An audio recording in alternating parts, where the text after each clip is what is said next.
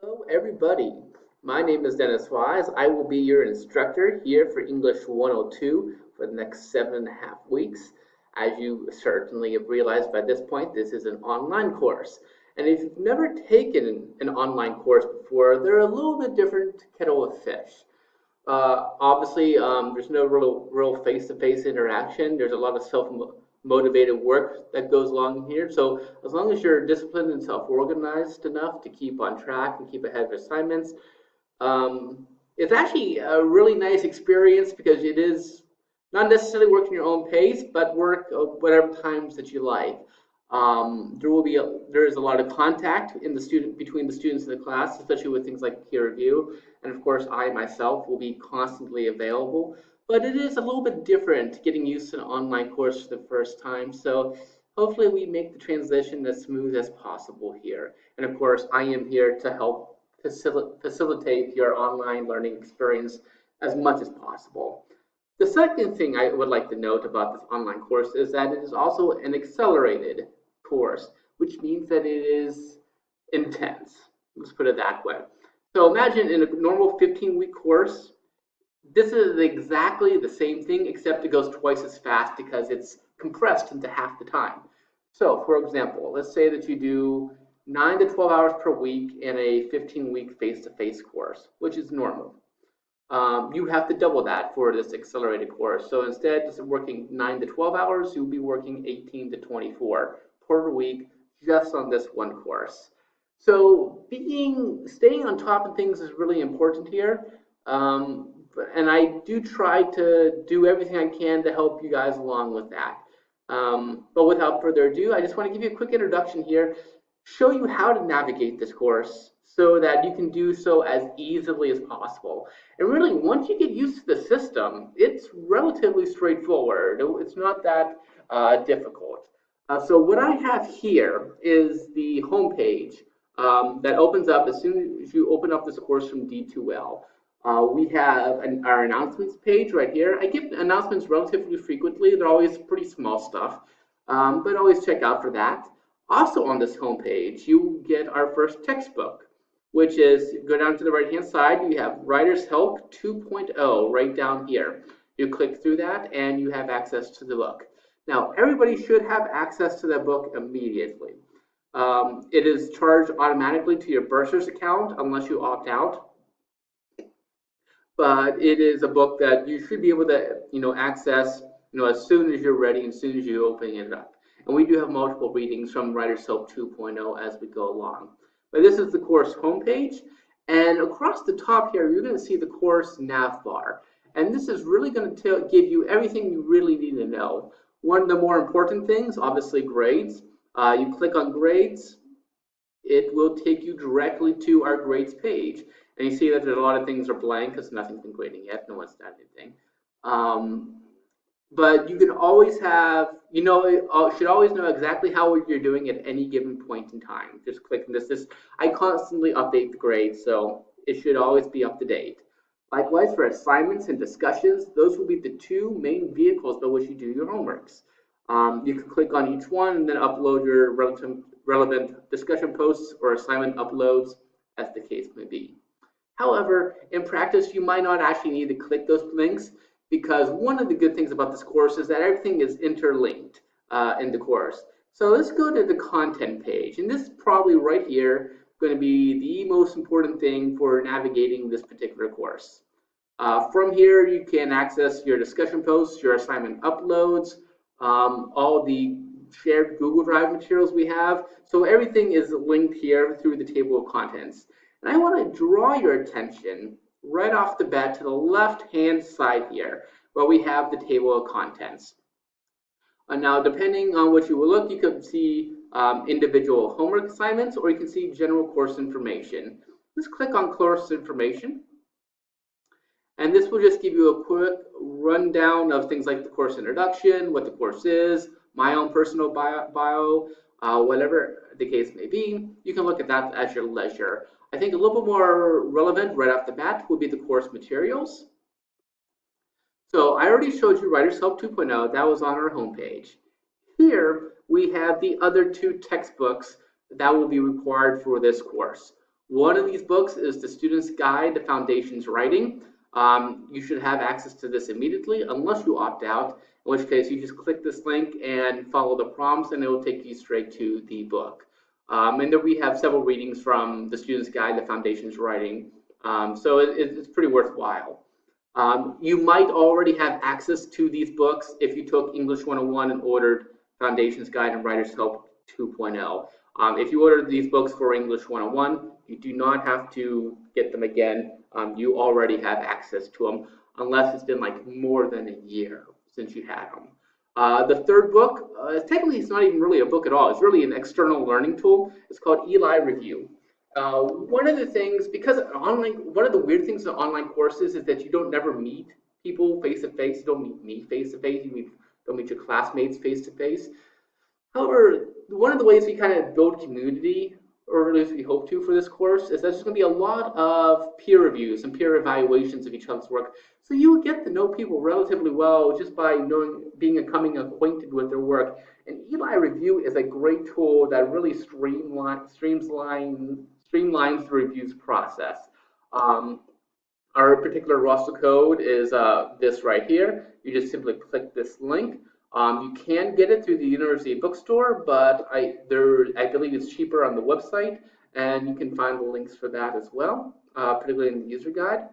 And this is just a quick, basically a fact for how you navigate Eli Review. But here under course materials, you have the other two textbooks for this course. What else I want to show you is our syllabus and major assignment prompts. I'm going to click on this. So right here, you have the syllabus, and then you have the three major assignment prompts.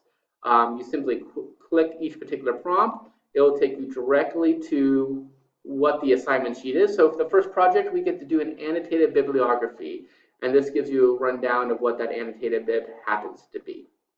Go back there. I want to look at the syllabus really quickly. So again, we are under content page, syllabus and major assignment prompts. I'll click on syllabus. I actually have it open right over here. So, that's another helpful tip for you. You can have multiple windows open for this course, which saves you a lot of clicking forward and backward. One of our first due date assignments is actually going to be you going through the syllabus and adding some comments to it. So I'm not going to go over this in too much depth, but it gives you the basics. You got my name, email, my personal email. I check my email very frequently, weekends included. So if you have a quick question, I will answer your question as quickly as I get it. If it's a more complicated question and I don't have internet access at the time, which I don't always, it might take me a little bit more time to get to it, but I am very available through email. I am here to help you get through this. So I will try to answer email very, very quickly, and I usually do a pretty good job with that. But most of the syllabus, you'll be able to look at this at your leisure. The only thing I want to really point out to is at the very bottom, we do have a course schedule. So for this course, over the 7.5 weeks here, we are going to have 3 due dates per week. Each of these due dates is going to be Sunday, Wednesday, and Friday at 2 p.m. That is when all your assignments will be due. Sunday, Wednesday, Friday. So this upcoming Sunday will be your first due date number 1 on Sunday, October 20th. And you will have to have all these assignments due by the 20th at 2 p.m. And this first due date is not as intense as some of the others. So it's a way to help you familiarize yourself with the D2L and sort of ease your way into it. Now, what exactly does due date number 1 look like? Well, let's go back to our table of contents here. And we have here, you see how this works. Start here, due date number 1. Let's click on that. By the way, some of you will be in 197B. You have an additional welcome video right below this one, so go ahead and check that out. But if you're not in 197B, you should not see that whatsoever. All right, so it says start here, due date number 1. This is where we start off the course with. This is what we have due this Sunday. Most of the assignments are going to be relatively low-key. So, for example, homework 1, just introduce yourself. Follow everything that it says, and you'll be fine. Homework number 2 is just a quick survey. Homework number 3, comment on the syllabus. Now, when I mentioned that everything is interlinked, it really is. So one of the things for this course is that we have a shared Google Drive folder, which you can see here. If you click this link up here, it takes you to the shared Google Drive folder, where it gives you all the documents that we'll be using throughout the course, as well as some of the folders in which you will be inserting your drafts of papers for people to look at. However, if you have to comment on the syllabus as this requests, you simply click this link right here. That takes you straight to the syllabus in our Google Docs. You just add a comment there. So you don't need to go clicking through a whole bunch of extra windows. You just click that particular link, and then you follow the assignment. Map your weekly schedule. That's simply because accelerated courses like this can be pretty intense. And the people who get through it aren't necessarily, you don't have to be, you just have to be organized to get through a course like this. As long as you can manage your time well, you're going to get by with relatively little stress. We'll put it that way. And this mapping your weekly schedule is just a way to help you get through a fast-paced course like this with as little stress as possible, which is always a good goal to have. Comment to Project 1, same thing. You click the link. It takes you to our Project 1 assignment sheet in Google Docs. Project 6, it makes you look ahead to our third project, which is going to be a portfolio. Usually this portfolio comes at the very end of the course. I've been told it's the least work heavy of all the 3 major projects by other students who've taken the course. It's basically you take 5 artifacts of writing that you've done unrevised, and then you write a reflection on what you've learned from these various pieces of writing. So given how intense a course, an accelerated course happens to be, it's a relatively low-key way of ending a busy semester. So you're not gasping for breath by the end of things here. A note on grading. Homeworks I intend to be low-stakes writing. So as long as you fulfill all the criteria that the homework is asking for, you would get full credit for that particular homework assignment. So if it asks for 1 discussion post and 2 replies, and you make a good faith effort at doing all 3 of those posts, you'll get full credit for it. It doesn't have to be brilliant. It doesn't have to be necessarily even proofread. The homeworks are designed solely to help you do well on the major writing assignments. Those major writing assignments are going to be more rigorously graded, but the homeworks are just the way to help out. So if you need to divide your energies, by all means, put most of your energies into the papers and use the homeworks to simply give you ideas and familiarize yourself with concepts important for the writing of the major projects, if that makes any sense. So the homework should be relatively low stress as long as you do them. And you do them with everything that they require. Now that's it. That's due date number 1. That's going to be due for Sunday, and hopefully that is relatively straightforward. Now, when you're ready to start due date number 2, you just click here on the table of contents on the content page, module 1, and then you see here, due date 2, due date 3, due date 4, so on and so forth. You just click each particular due date, and it will show you everything that happens to be due for that particular due date. And that's it. That's the course. It's basically we have 21 due dates, and after that, you're finished up here. All right. Thank you so much. I will talk to and see everyone again very, very shortly. Thank you.